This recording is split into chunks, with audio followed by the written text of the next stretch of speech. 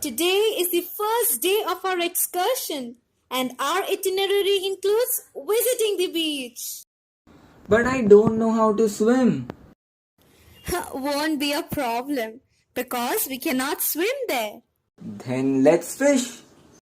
There are no fishes in the water.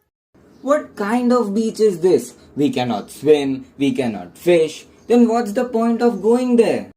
Follow me. You'll come to know everything.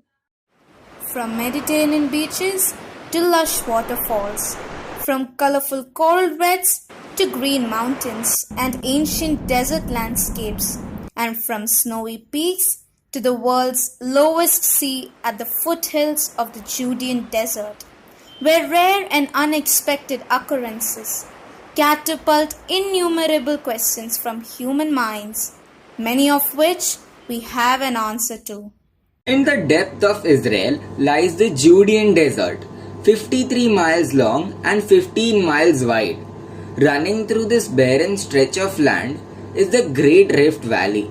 At the bottom of one of the valleys, deepest faults lies the lowest place on earth, the Dead Sea, the saltiest and forbidden lake in the world.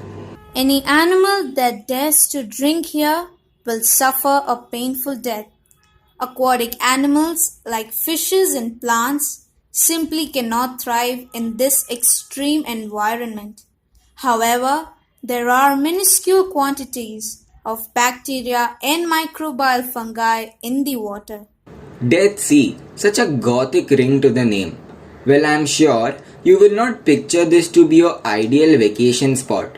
Yet, this body of water has been attracting tourists for thousands of years because of its unique feature that no one ever sinks. You heard me right. Due to the high concentration of salt, the water is much denser than plain fresh water, meaning that our body weight is lighter, which causes us to float. But this natural wonder is vanishing at an alarming rate. Yet another symbol for what a man can unintentionally do to nature. At the heart of the Israeli-Palestinian conflict is the land and its diminishing water. It is shrinking, and as it recedes, the freshwater aquifers along the perimeter of the lake are receding along with it. As this freshwater diffuses into salt deposits beneath the surface of the shoreline, the water slowly dissolves the deposits until the earth above collapses without warning. In the last 25 years, in some places it has receded nearly a mile and the sea is evaporating faster. A famous geologist blamed man and his human interference in the water balance of the Dead Sea. It's been years since the Dead Sea flowed naturally this far. Now, a canal routes water from the natural upper sea to evaporation ponds where sun and hot dry weather produce raw materials that turn into money today. So how can the Dead Sea be saved from dying? Two major water-related projects are currently being proposed in Jordan.